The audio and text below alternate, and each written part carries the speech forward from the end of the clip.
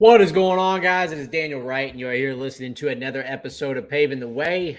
Happy Wednesday morning to you. I hope you're doing good. I hope your week's off to a great start, and I appreciate you for joining me this morning for another episode to hopefully just continue putting one foot in front of the other, paving the way to a better, more fulfilling, and life full of accomplishments that we can all achieve together. So, guys, as we can see, today's title is asking earnest questions.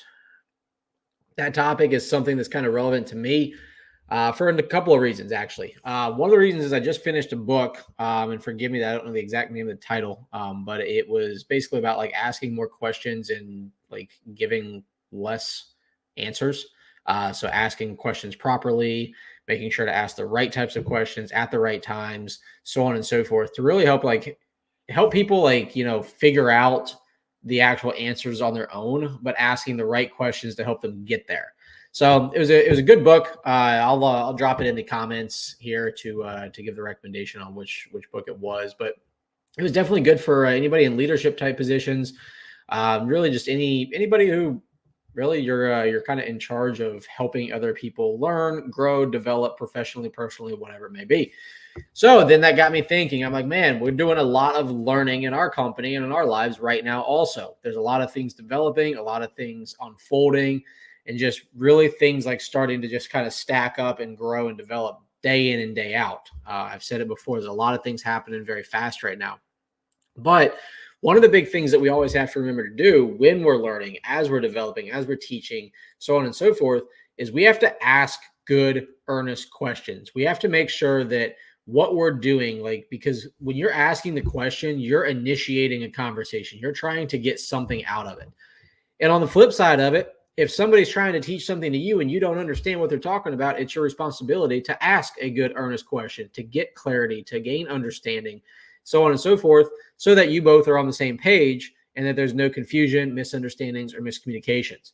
So when it comes to asking these earnest questions, some of the things that I like to kind of revert back to is the age-old concept of just reverse engineer what it is you're trying to accomplish.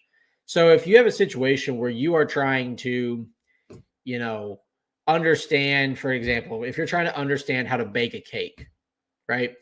The first question that you ask isn't necessarily just going to be, what temperature do I set the oven, right?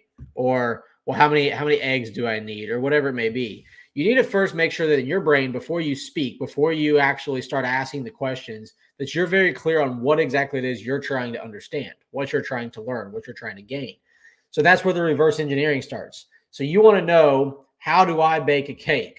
Okay, what are all the steps in baking a cake from there? It's going to be, what temperature, if I go backwards, it's going to be, how long do I bake it for? What temperature do I put the cake at, or put the oven at, and when you put the cake in the oven? How long do I mix certain things? How much of ingredients do I need? What tools do I need to mix all the ingredients together? So you just reverse engineer what it is you're trying to achieve or trying to learn, and then start asking those questions in that order.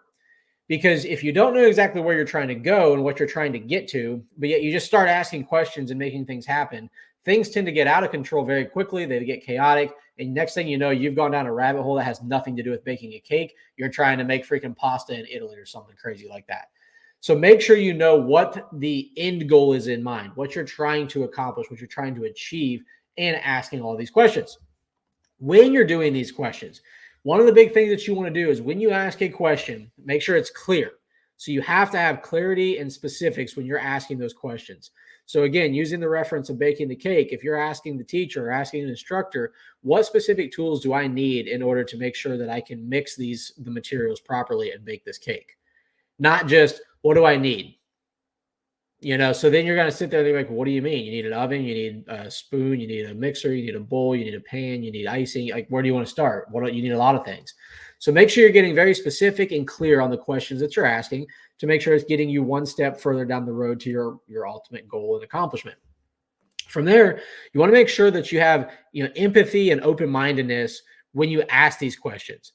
Because there's a lot of times that we naturally are going to think that we have all the answers, that we know all the answers, but maybe we're just asking to get that affirmation or just confirm that we're on the right track. When in reality, we may have no idea what we're doing.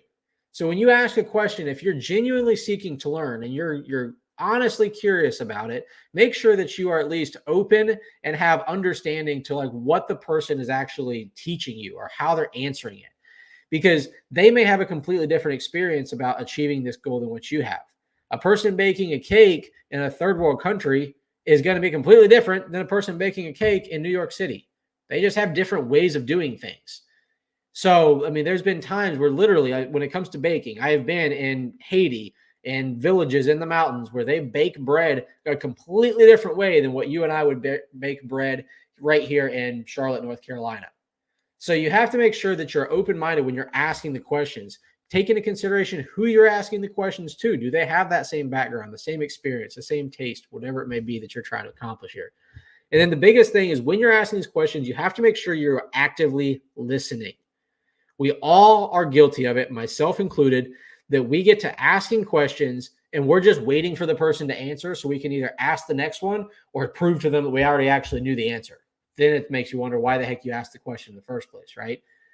So making sure that you're actively listening. When you ask the question, be quiet. If they ask for clarification, give them clarification. If they give you an answer that you don't understand, okay, respond with another question asking for clarity on their answer for you. But using, nonverbal cues such as eye contact, nodding, providing affirmations to show that you're engaged in the conversation, things like that, that when you're asking those questions and they're teaching you, don't just daze off into space. Don't look right through them. Actually pay attention. Put in the effort to learn what it is you're seeking out to learn. Because let's face it, guys, if we knew all the answers, if we knew everything we needed to know, there'd be no reason to ask questions. Most of the time, the people who don't ask the questions and just decide to go down the path on their own, like I said earlier, you end up down a whole different rabbit hole that you could have been way more effective and efficient if you would have asked clear questions from the get-go.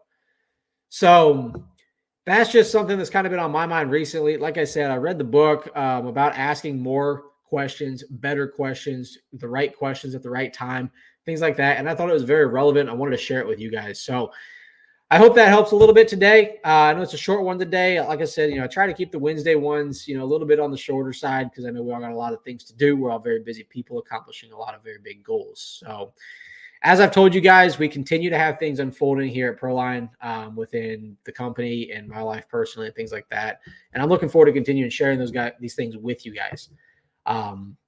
There's a lot of exciting things happening. There's a lot of big goals that are getting accomplished right now as we speak that have been, truthfully, I could say like lifelong goals that I've been working on for a long time. So a lot of things going on, a lot of things happening. I've been having to ask a lot of questions myself. There's been a lot of people that I've had to surround myself by that I'm learning new things and gaining new information. So I have to make sure that the questions I'm asking are in these, in these categories, that I'm asking these earnest questions, that I'm listening actively, I'm taking notes. I have open-mindedness when they're giving me the answers that I'm essentially seeking and asking for, and making sure that my questions that I'm asking are extremely specific and clear. Because the last thing I want to do is be taking up somebody's time, asking them questions, hoping that they're going to educate and help me, but not come to them with clarity and, specifics that they can help me with. So make sure when you're seeking those, those answers, that you have all these things in place, that you give them the respect and you show them the appreciation once they provide it to you. So hope that helps you guys today. I appreciate it. I'm planning on being in front of you guys on Saturday, and we will go from there. As always, let me know if you guys need anything. Take care.